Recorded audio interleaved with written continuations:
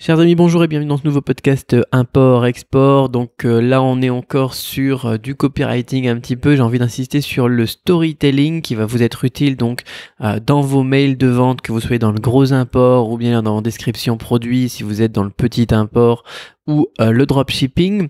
Le storytelling, c'est vraiment important et pourtant c'est difficile. Enfin, il y a beaucoup de gens qui me disent que c'est difficile. En fait, ça ne l'est pas, vous allez voir pourquoi. Mais il y a beaucoup de gens qui me disent que c'est difficile. Pourquoi ? Parce que pour beaucoup, il faut un peu sortir de leur zone de confort. Ils me disent ouais, mais Cédric, j'ai rien à raconter, moi. Ou bien alors, ouais, mais Cédric, mais je sais pas raconter une histoire. Moi, toi, tu racontes des histoires, tes podcasts et tout, on est super accrochés. Mais moi, je sais pas faire ça, j'ai rien à raconter. Rien à raconter vraiment. Mais franchement, c'est pas possible. Vous êtes vivant comme moi. Vous m'écoutez, vous vivez, vous écoutez, vous avez quelque chose, forcément. Vous avez quelque chose, comme dirait-il dans le Nord. Vous avez quelque chose. Vous avez forcément une vie, d'accord ? Vous avez forcément vécu des choses. Eh bien, il vous suffit de les mettre en lien avec votre produit. Moi, je sais pas, par exemple, dans les histoires et les aventures qui me sont arrivées il y a pas longtemps, il y a quelques temps, il y a 2 semaines, j'étais à Phuket, là, si vous vous souvenez. J'étais pas sur l'île de Koh Phi Phi encore, je crois que j'étais encore sur Phuket. On a passé une soirée avant d'aller sur Koh Phi Phi.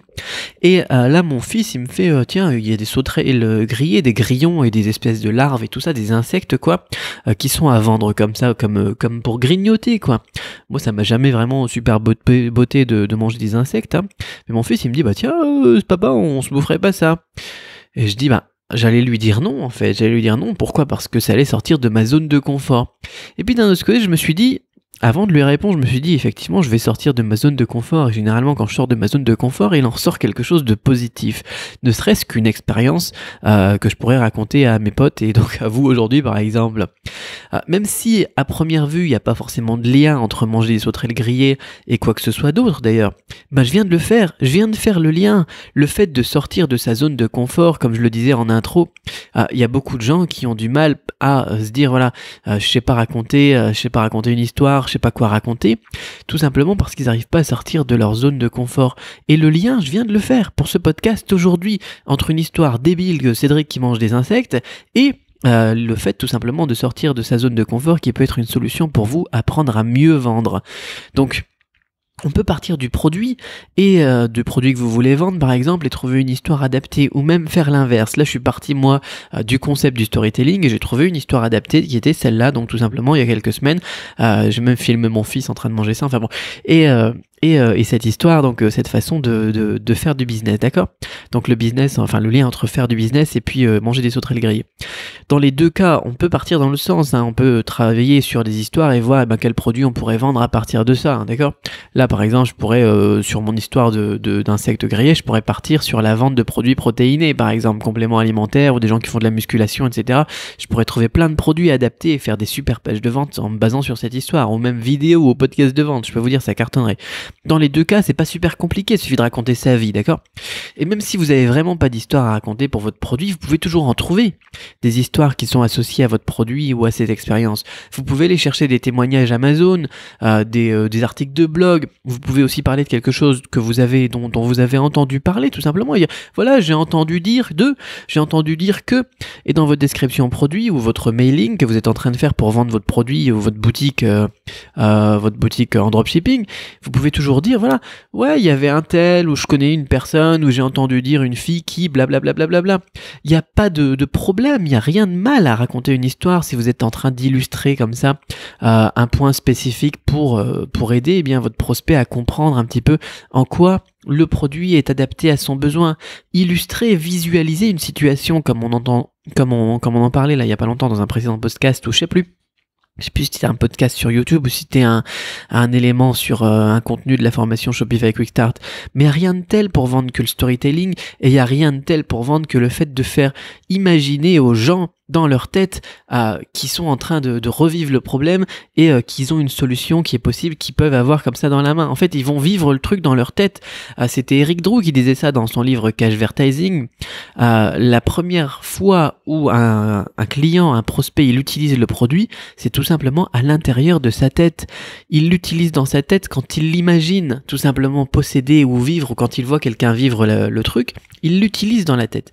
Il l'essaye dans sa tête, d'accord ? Il l'imagine. Les humains, ils fonctionnent comme ça, ils sont très visuels à l'intérieur de leur cerveau. Ça veut dire que il y a une autre maxime aussi qui raconte ça, c'est l'essayer, c'est l'acheter.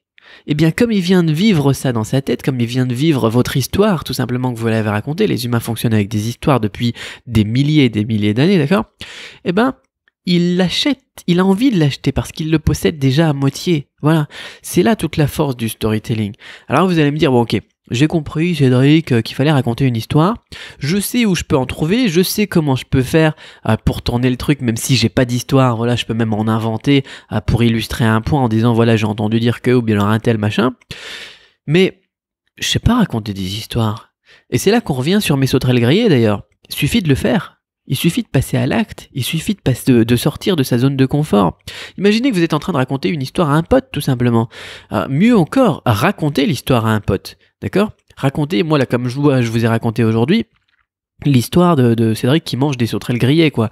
Parce que son fils lui a dit, bah tiens, on goûterait bien ça. Et puis il a bien aimé d'ailleurs. Moi j'ai trouvé que c'était pas mauvais, alors j'ai pas pris les larves parce que là j'ai encore du mal à sortir de ma zone de confort, mais voilà, je suis passé à l'acte, d'accord?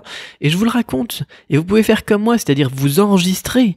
Comme si, voilà, comme vous parlez habituellement, tout simplement. Vous l'enregistrez avec un dictaphone ou avec l'application dictaphone sur votre smartphone. Il y en a sûrement sur tous les Android. Moi je sais que sur l'application dictaphone sur iPhone, je l'utilise souvent.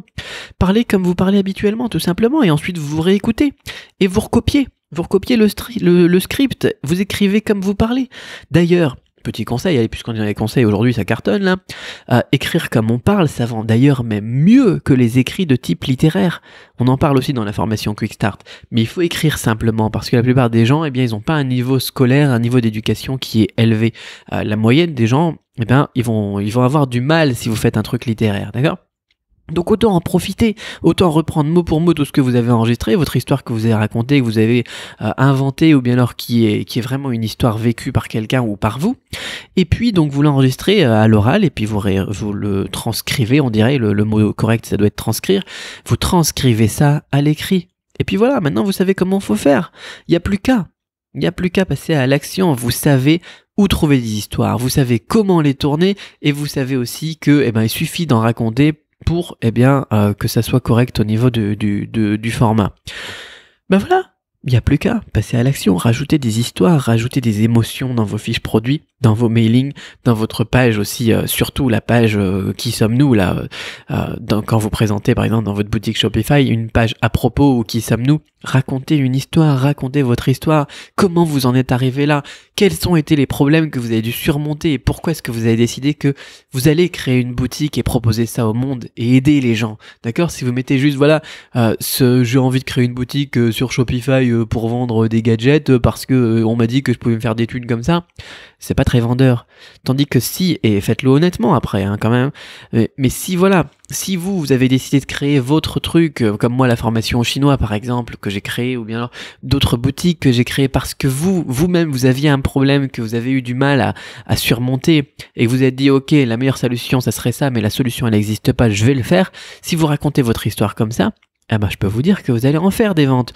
Mais effectivement, il faut mettre de l'émotion, il faut mettre une histoire, il faut le raconter comme vous le raconteriez à un pote, voilà, ou à votre grand-mère, je sais pas, votre grand-mère, elle vous dit mais pourquoi tu fais du commerce en ligne? Et là, vous lui dites, en fait, j'ai découvert ça parce que blablabla, et j'ai eu envie de faire ça parce que blablabla. Et quand vous le expliquez à votre grand-mère, enregistrez-vous et faites-le, voilà, tout simplement. Alors, je commence à parler un petit peu plus vite parce que là, il y a un orage qui se ramène, enfin bon.